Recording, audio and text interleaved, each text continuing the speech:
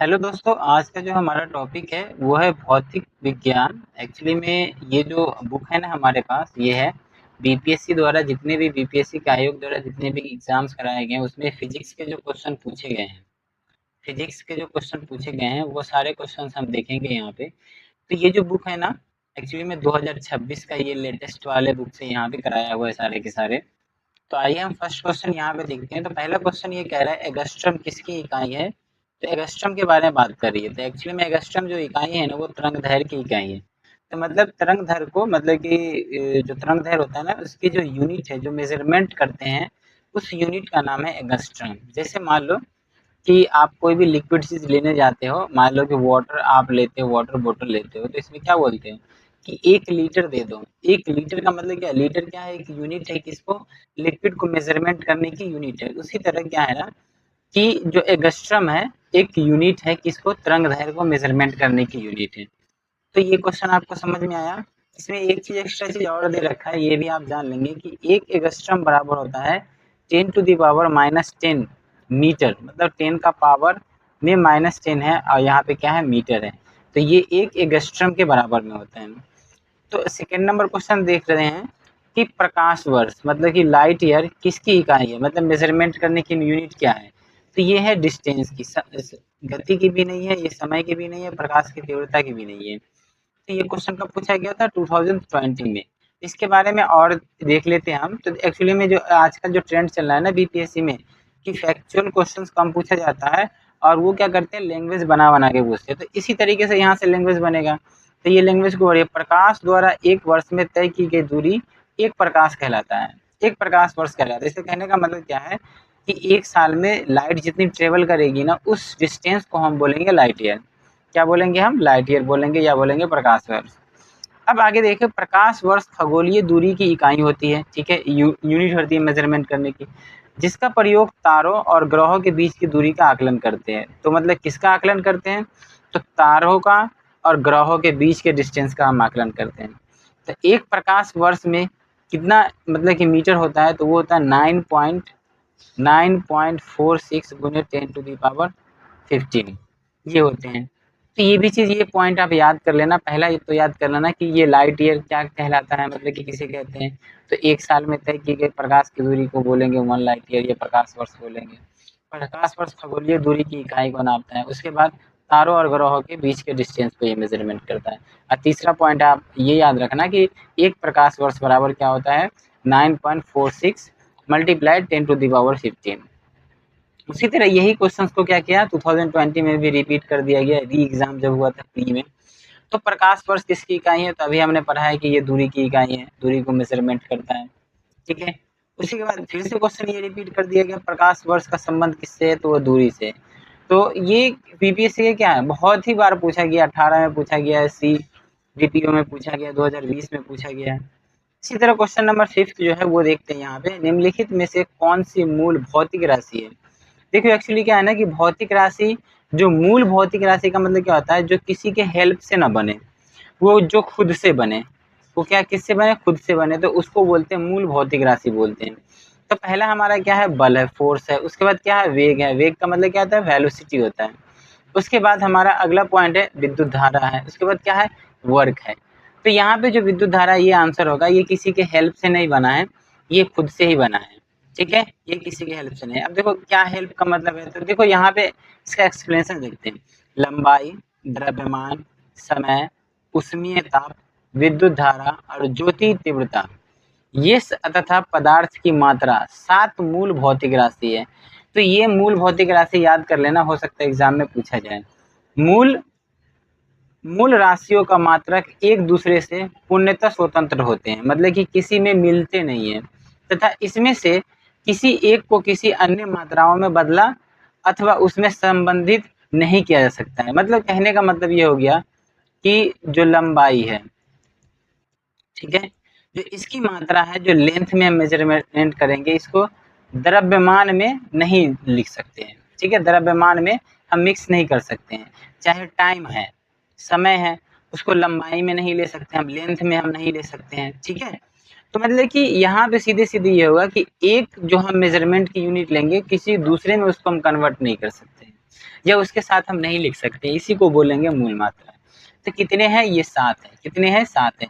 तो ये 7 का 7 याद कर लेना, उसके बाद कितने हैं, टोटल 7 हैं। तो यहाँ पे क्या है, एक दूसरे में पूर्णतः स्वतंत्र रहते हैं और किसी किसी अन्य मात्रा में बदला अथवा उसमें संबंधित नहीं किया जा सकता। ये भी पॉइंट हमें याद रखना है मूल मात्रा के बारे में। अगला है हमारा क्वेश्चन, दाब की इकाई क्या है। तो दाब का मतलब क्या होता है, प्रेशर हम डालते हैं। जैसे मान लो कि ये हमारा एरिया है, अब हम इस पे क्या करें, फोर्स लगाएं, ठीक है। तो इसका यूनिट क्या होगा, तो एक्चुअली में होता है न्यूटन मीटर स्क्वायर, ठीक है। न्यूटन मीटर स्क्वायर का मतलब क्या हुआ कि ये क्या है, एरिया है। इस एरिया का मतलब कि इस जगह का जो एरिया होगा वो मीटर स्क्वायर में होगा, ठीक है। और हमने जो इस पे फोर्स लगाया है, तो फोर्स का जो यूनिट होता है वो न्यूटन होता है। तो यही इसीलिए क्या हो गया, न्यूटन अपॉन में मीटर स्क्वायर। तो क्या हो जाएगा, न्यूटन मीटर स्क्वायर, ठीक है। माइनस कर दे देंगे ऊपर।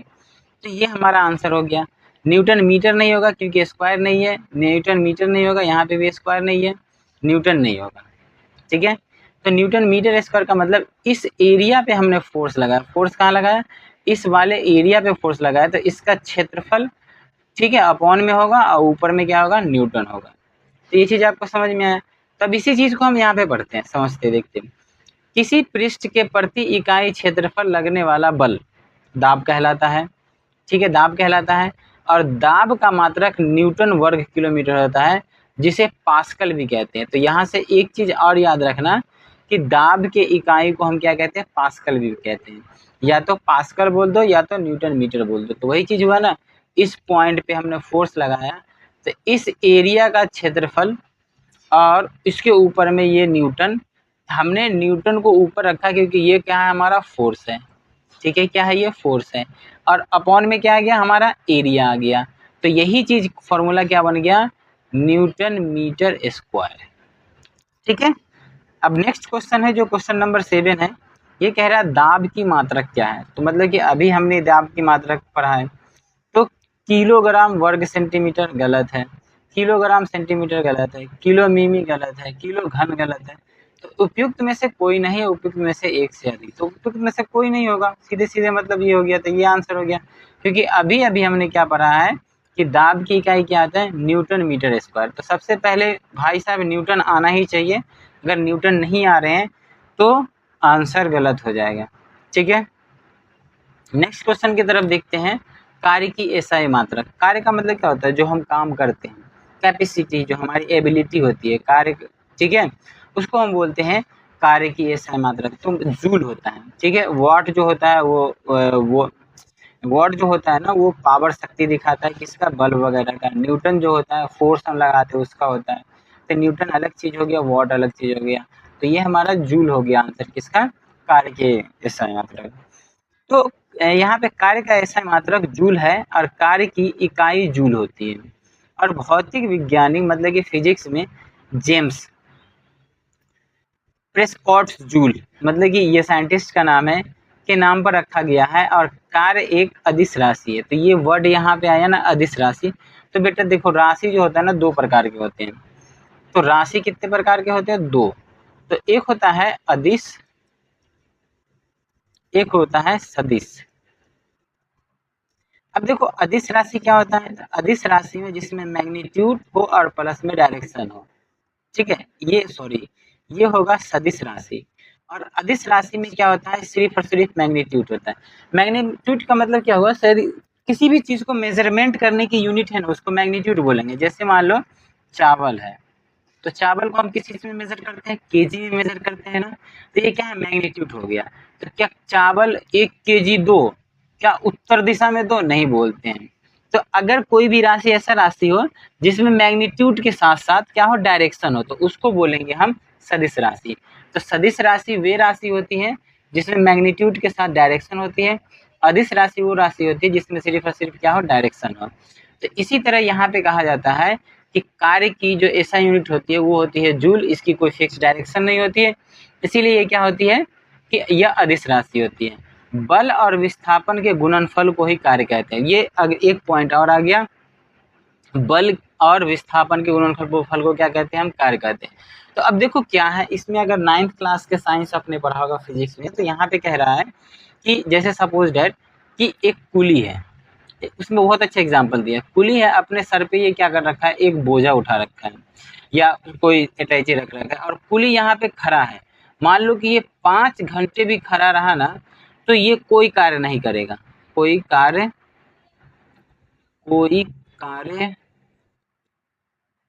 नहीं करेगा। क्यों? क्योंकि यह अपने स्थान से हटा नहीं है। अगर मान लो आप स्टडी कर रहे हो, ठीक है, क्या कर रहे हो, स्टडी कर रहे हो, आपने 10 घंटे भी स्टडी किया ना, तो साइंस के हिसाब से आपने कोई कार्य नहीं किया। क्यों? क्योंकि आप जहाँ पे थे वहीं पे बैठे हुए हैं। लेकिन यही चीज़ आप यहाँ से कोई ऑब्जेक्ट उठाओ, आप यहाँ से ए से कहाँ रख दो, बी पे रख दो, तो बी पे रख दो, तो ये क्या हो गया, कार्य हो गया। ठीक है, तो वही मतलब कि बल बराबर क्या होता है, तो मतलब कि यहाँ पे फोर्स बराबर क्या होता है, एफ गुने एस। एस का मतलब होता है फोर्स लगाना, फोर्स, और एस का मतलब होता है डिस्प्लेसमेंट। क्या होता है, डिस्प्लेसमेंट होता है। ठीक है, तो ये चीज़ आपको समझ में आया। किसी भी प्रकार का कोई भी डाउट हो ना, तो आप बताना। अगर आपको लगता है कि मुझे एनसीईआरटी पढ़ना है, 9th 10th के पढ़ने हैं, बेसिक से पढ़ना है, तो आप कमेंट बॉक्स में बताओ, मैं एनसीईआरटी को पूरे डिटेल्स में पढ़ाऊंगा, लाइन बाय लाइन पढ़ाऊंगा, जो कि आपको बीपीएससी में बहुत काम देगा। उसके बाद क्वेश्चन नंबर 9 है। क्वेश्चन नंबर 9 ये 10th क्लास से लिया गया है। यहाँ पे कह रहा है चुंबकीय बल के मापने की इकाई क्या, मतलब जो मैग्नेट है ना, उसकी कैपेसिटी को मेजरमेंट करने की यूनिट क्या है। तो एम्पियर जो होता है ना, वो करंट फ्लो जो होता है ना, किसी भी वायर में करंट जो फ्लो हो रहा है ना, उसको एम्पियर से मेजरमेंट करते हैं। कोबाल्ट नहीं होता, ये ओम्स लॉ कि किसी भी वायर के बीच में 2 पॉइंट है, इसके बीच में जो मतलब पोटेंशियल डिफरेंस होता है उसको मेजर करता है। अब ये टेस्ला होता है, चुंबकीय क्षेत्र की जो यूनिट होती है मेजरमेंट करने की, वो होती है टेस्ला। तो इसका ऑप्शन क्या है, डी है। अब इसके बारे में कुछ यहाँ पे एक्सप्लेन किया है, वैसे हम देख लेते हैं। चुंबकीय क्षेत्र जिसको बोलते हैं इंग्लिश में मैग्नेटिक फील्ड, इसके ईसा यूनिट टेस्ला होता है, जिसे टी द्वारा प्रदर्शित किया जाता है। चुंबकीय बल चुंबकीय क्षेत्र की परस्पर क्रिया करता है, क्रिया के कारण उत्पन्न होती है, जबकि चुंबकीय क्षेत्र किसी चुंबकीय अवयव के चारों ओर उपस्थित रहता है। तो मतलब कहने का मतलब ये हुआ कि सपोज है कि ये मैग्नेट है, ठीक है, मैग्नेट में 2 होते हैं, नॉर्थ और साउथ होते हैं। इसकी मैग्नेटिक फील्ड क्या होगी, इसके चारों तरफ होगी, इसके चारों तरफ होगी, यही बात ये कह रहा है। ठीक है, उपस्थित चुंबकीय बल को विपरीत दिशा में प्रदर्शित करता है, तो ऑपोजिट डायरेक्शन में इसको दिखाता है। अब यहाँ पे नोट है, दिए गए प्रश्न में अंग्रेजी संस्करण में मैग्नेटिक फील्ड का उल्लेख किया गया है। मतलब कि मैग्नेटिक फील्ड का मतलब क्या है, मैग्नेट का जितना जो कैपेसिटी है ना, जो दिखेगा अट्रैक्ट करने का या डिस्ट्रैक्ट करने का, उसी को मैग्नेटिक फील्ड बोलेंगे। जबकि इसी हिंदी संस्करण में चुंबकीय बल का उल्लेख किया गया है। यहाँ पर प्रश्न का उत्तर अंग्रेजी संस्करण के अनुसार होगा। मतलब कहने का मतलब ये होगा कि आप लोग ना कोई भी क्वेश्चन करो ना, तो उसका इंग्लिश मीडियम भी देख लो, उसके बाद ही क्वेश्चन का आंसर आया। क्योंकि एक्चुअली क्या होता है ना कि ये कॉपी होता है, अंग्रेजी का है, तो हिंदी में क्या होता है, ट्रांसलेट हो सकता है, गलत हो सकता है, इसीलिए हमें देखना चाहिए। अब यहाँ पे कह रहा है हर्ट्ज में, हर्ट्ज में क्या मापा जाता है, तो ये मापा जाता है आवृत्ति। तो आवृत्ति क्या होता है, जैसे मान लो कि लाइट जो है ना, सपोज दैट कि ये ग्राफ है, इस तरीके से ग्राफ जाती है ऊपर नीचे। अब ये क्या है, ऊपर वाली पार्ट, एक ऊपर वाली पार्ट, ये वाली जो पार्ट आपको दिख रहा है, ये लाइन जो दिख रहा है, इस डिस्टेंस को बोलते हैं लेमडा से मेजरमेंट करते हैं, और इसी को हम आवृत्ति बोलते हैं, इसी को हम हर्ट्ज से करते हैं, मेजरमेंट करते हैं। ठीक है, इसको लेमडा 20 सिंबल्स दिया जाता है। तो एक ऊपर वाली चीज, एक ऊपर वाली चीज, दोनों के बीच का, तो इसको रिफ्रैक्शन बोलते हैं, इसको कंप्रेशन बोलते हैं, इसको रिफ्रैक्शन बोलते हैं। ये सारे के सारे क्वेश्चन जो है ना 9th के फिजिक्स से पूछे गए हैं। जो 9th के ओल्ड फिजिक्स है ना, ओल्ड फिजिक्स है, वहां से क्वेश्चन पूछे गए हैं। अगर आपके डिमांड हो तो मैं 9th के फिजिक्स को बहुत अच्छे से बेहतरीन तरीके से पढ़ा सकता हूँ, मैं, आप बता सकते हो। अब यहाँ पे आवृत्ति का ऐसा मात्रक हर्ट्ज होता है, अर्थात हर्ट्ज में आवृत्ति को मापा जाता है। इस संकेत को एच से लिखा जाता है, प्रदर्शित किया जाता है। ये बहुत ही अच्छी चीज है, जो कि मनुष्य का जो हमारा जो सुनने की जो एबिलिटी है, वो 20 हर्ट्ज से 20,000 हर्ट्ज तक की आवृत्ति की ध्वनि को हम सुन सकते हैं। न तो इससे कम को सुन सकते हैं, न तो हम इससे ज़्यादा को सुन सकते हैं। अब 11 नंबर क्वेश्चन कह रहे हैं आवृत्ति को मापा जाता है तो हर्ट्ज में, वही क्वेश्चन था, उसी को क्या कर दिया यहाँ पे दोबारा दे दिया। अब यहाँ पे विद्युत धारा की इकाई क्या होता है, तो देखो विद्युत धारा जो होता है ना उसका एम्पियर होता है। जैसे कहने का मतलब कि एक सर्किट बना हुआ, ये सर्किट है, ठीक है, ये पॉजिटिव ये नेगेटिव है। तो अब इस सर्किट में जो इलेक्ट्रिसिटी फ्लो हो रही है ना, इस सर्किट में जो इलेक्ट्रिसिटी फ्लो हो रहा है, तो इस इलेक्ट्रिसिटी को मेजरमेंट करने की, मतलब कि इसमें कितनी इलेक्ट्रिसिटी जा रही है, मतलब कि कितना इलेक्ट्रिसिटी इस वायर में फ्लो हो रहा है, इसी को हम बोलते हैं विद्युत धारा। क्या बोलते हैं? विद्युत धारा। क्या बोलते हैं हम? विद्युत धारा। तो इसको मेजरमेंट किया जाता है, एम्पियर मीटर से किया जाता है। तो इसी का जो इसका मतलब कि आंसर हो गया विद्युत धारा की एसआई यूनिट। विद्युत धारा, धारा बोलेंगे ना, जैसे नदी का धारा होता है ना, उसी तरह क्या होता है, करंट का धारा होता है, ठीक है, विद्युत का धारा होता है, तो उसी को मेजर करते हैं हम, एम्पियर में मेजर करते हैं। और इसको हमेशा हम लगाते हैं सीरीज में। किसमें लगाते हैं? सीरीज। सीरीज का मतलब होता है श्रेणी, श्रेणी क्रम में लगाते हैं, ठीक है। हाँ, उसके बाद यहाँ पे दिया हुआ है, इसका एक्सप्लेन दिया हुआ है, आवेश प्रवाह की दर को विद्युत धारा कहते हैं के रूप में परिभाषित किया जाता है, और विद्युत धारा का ऐसा मात्रक एम्पियर होता है। तो एक कूलम्ब सेकेंड में 1 एम्पियर के बराबर होता है। तो ये वर्ड याद रखना है कि 1 कूलम्ब सेकेंड में 1 एम्पियर के बराबर होता है। यह एक अदिश राशि है, मतलब कि इसकी क्या होती है, कोई डायरेक्शन फिक्स नहीं होती, इसकी क्या होती है, सिर्फ और सिर्फ मैग्नीट्यूड होता है। एम्पियर क्या है? एक मैग्नीट्यूड है, मेजरमेंट करने की यूनिट है, लेकिन इसमें क्या है, डायरेक्शन नहीं है, इसीलिए यहाँ पे क्या है, यह एक अदिश राशि है। मैंने आपको पहले ही बता दिया अदिश राशि क्या होता है, सदिश राशि क्या होता है। अब आगे क्वेश्चन की तरफ चलते हैं। 13 नंबर क्वेश्चन है। 13 नंबर क्वेश्चन में क्या कह रहा है? 13 नंबर क्वेश्चन में ये कह रहा है कि विद्युत शक्ति की इकाई क्या होती है, तो वॉट, पावर।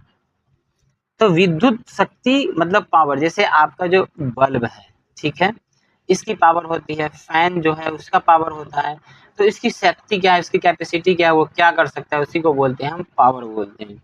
तो पावर का फॉर्मूला होता है P बराबर वी आई। तो V का मतलब होता है वोल्ट, ठीक है, और आई का मतलब होता है करंट। आई का मतलब क्या होता है? करंट। मतलब कितना, मतलब कि ये जो पावर होता है वो वोल्ट और इलेक्ट्रिक करंट के बराबर, मतलब कि मल्टीपल्स इसके होते हैं पावर। तो इसी को यहाँ पे क्या कर दिया है कि यहाँ पे V को लिख दिया W अपॉन में Q, और I को लिख दिया Q अपॉन में T। तो W अपॉन में T, तो यहाँ से क्या हो गया, Q से Q कैंसिल हो गया, तो क्या बच गया, W अपॉन में T। तो वर्क डन हो गया। तो वर्क डन जूल में होता है, और टाइम क्या होता है, सेकेंड में होता है, तो इसी को बोलेंगे वॉट। क्या बोलेंगे हम? वॉट। किसी तरह कितने आसानी से ये समझा रखा है। तो विद्युत शक्ति का ऐसा मात्रक क्या होता है, वॉट होता है। अब विद्युत शक्ति की इकाई क्या है, यही चीज है, वॉट है। दोबारा से क्वेश्चन आ गया फिर से, निम्न में से कौन सा टेस्ला का क्या है, समतुल्य है। टेस्ला का मतलब क्या, अभी हमने पढ़ा था ना, ठीक है। तो न्यूटन एम्पियर मीटर जो होता है ना, टेस्ला का क्या है, समतुल्य है, के बराबर है। क्या है? टेस्ला के समतुल्य है। तो अब देखो इसी चीज को एक्सप्लेन करो, ये टेस्ला क्या है, चुंबकीय प्रवाह घनत्व की इकाई। ऐसा इकाई है, चुंबकीय प्रवाह घनत्व, चुंबकीय क्षेत्र की मापन होती है। प्रश्नगत विकल्पों में न्यूटन एम्पियर मीटर टेस्ला के अतुल्य है, मतलब कि समतुल्य है, मतलब बराबर है। क्या है? बराबर है। टेस्ला बराबर डब्ल्यू बी अपॉन में मीटर का स्क्वायर। तो डब्ल्यू का मतलब बी यहाँ पे न्यूटन हो गया, इसको अपॉन में दे दिया, फिर वोल्ट सेकेंड अपॉन में मीटर का स्क्वायर दे दिया, ठीक है। ओम्स लॉ, ये बहुत ही फेवरेट है, ये 10th क्लास का पूछा गया है। तो ओम्स लॉ का मात्रक क्या है, तो ये होता है प्रतिरोधकता, रेजिस्टिविटी। क्या होता है? रेजिस्टिविटी, रेजिस्टेंस, इसके सिंबल्स बताइए। तो ऑप्शन इसका क्या है, सी है। किसी पदार्थ की विद्युत प्रतिरोधकता, इलेक्ट्रिक रेजिस्टिविटी, उस पदार्थ के विद्युत धारा के प्रवाह के विरोध करने की क्षमता को क्षमता का पता लगाता है। कम प्रतिरोध वाले पदार्थ आसानी से विद्युत धारा आवेश को चलने देते हैं, और इसकी एसआई मात्रक क्या होती है, ओम मीटर होती है। तो मैंने पहले बताया था कि ये सिंबल क्या है, ओम मीटर है। तो ये चीज आपको याद रखना है। तो देखो फिर से एक बार पढ़ लो, इसे क्या कह रहा है कि विद्युत प्रतिरोध मतलब इलेक्ट्रिक रेजिस्टिविटी से उस पदार्थ द्वारा विद्युत धारा के प्रवाह के विरोध को, विद्युत धारा के प्रवाह के विरोध का मतलब क्या होगा, जैसे देखो सपोज कि ये एक पाइप है, इस पाइप में आप क्या करो, रेत डाल दो। मैं ये डाल देता हूँ रेत, ठीक है। अब इसमें क्या करेंगे, वाटर फ्लो कराएंगे, वाटर क्या कराएंगे, फ्लो कराएंगे। अब दूसरा पाइप इतना ही मोटा है, ठीक है। अब ये पाइप ए है और ये पाइप क्या है, बी है। यहाँ से वाटर फ्लो होगा और एक यहाँ से वाटर फ्लो होगा। अब बताना वाटर का फ्लो किस में ज़्यादा होगा, ऑब्वियसली बात है बी में होगा, क्योंकि बी क्या है, खाली है। तो यहाँ पे कोई विरोध नहीं हो रहा है, लेकिन यहाँ पे क्या हो रहा है, बालू की वजह से क्या हो रहा है, विरोध हो रहा है। तो ये बालू क्या है, ये हो गया इलेक्ट्रिक रेजिस्टेंस, जो क्या कर रही है, वाटर के फ्लो का विरोध कर रही है। तो उसी तरह यहाँ पे जो रेजिस्टेंस हो गया वो क्या हो गया, कि करंट के फ्लो को विरोध करेगा। तो उसी को बोलेंगे हम प्रतिरोधकता। क्या बोलेंगे, प्रतिरोधकता। अब यहाँ पे इसी के बारे में दे दिया है प्रतिरोधकता। ये होता है तुम्हारा रो होता है R बराबर A अपॉन में L। तो R का मतलब होता है रेजिस्टेंस, A का मतलब होता है एरिया और T का मतलब होता है टाइम। तो जहाँ R पदार्थ की विद्युत प्रतिरोधकता ओम है और यहाँ पे L जो है अनुप्रस्थ काट की धारा की दिशा में लंबाई, मतलब कितना लंबा वो वायर है। A का मतलब धारा की दिशा में लंबवत पदार्थ की अनुप्रस्थ काट का क्षेत्रफल, मतलब कि वायर जो है ना कितना मोटा है, वायर क्या है, कितना मोटा है, ये हमें बताता है कि उसमें से कितना सारा इलेक्ट्रिसिटी है। अब इसलिए बात है कि देखो पाइप ज़्यादा मोटा रहेगा तो वाटर का फ्लो अच्छे से होगा, पाइप पतला होगा तो वाटर का फ्लो कम होगा। तो उसी तरह जो मोटा तार होगा उसमें इलेक्ट्रिसिटी का फ्लो ज़्यादा होगा और पतला तार में क्या होता है, इलेक्ट्रिसिटी का फ्लो कम होता है। इसीलिए तो हम पतला वायर में अगर बहुत बड़ा अप्लायंसेस लगाते हैं तो वायर क्या होता है, जल जाता है, क्योंकि उसमें ज़्यादा करंट मांगता है। ज़्यादा करंट मांगेगा तो हीट प्रोड्यूस होगा तो तार जल जाएगा। अरे आप लोग समझदार है, समझते हैं इस बात को। पदार्थ के संवेग और वेग के अनुपात में कौन सी भौतिक राशि प्राप्त होती है, तो ये द्रव्यमान होता है। द्रव्यमान संरक्षण का नियम, इसी को कहते हैं पदार्थ का, मतलब कि यहाँ पे संवेग और वेग के अनुपात में द्रव्यमान संरक्षण का नियम होता है। तो देखो क्या है, यहाँ पे देखो किसी वस्तु का द्रव्यमान m और वेग v है, तो इसको बोलेंगे संवेग। संवेग को हम p से मेजरमेंट करते हैं, m का मतलब मास होता है, v का मतलब वेलोसिटी। तो वेलोसिटी का मतलब हिंदी में बोलते हैं इसको त्वरण, क्या बोलते हैं, त्वरण बोलते हैं। अब ये देखो वेलोसिटी क्या होता है, कि दिशा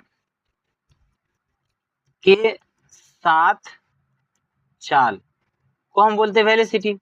अब ये क्या है, एक वेक्टर क्वांटिटी है। कौन सी क्वांटिटी, वेक्टर, मतलब कि ये सदिश राशि है। तो मतलब कि चाल एक तो मैग्नीट्यूड हो गया और प्लस में क्या हो गया, डायरेक्शन। तो ये क्या हो गया, एक सदिश राशि हो गया। तो आई होप आपको ये चीजें समझ में आई होंगी। अब क्वेश्चन नंबर 19 है। इस लेक्चर में हम 20 क्वेश्चंस को रखेंगे, फिर आगे कंटिन्यू करेंगे आपके डिमांड के हिसाब से। तो क्वेश्चन कह रहा है निम्नलिखित में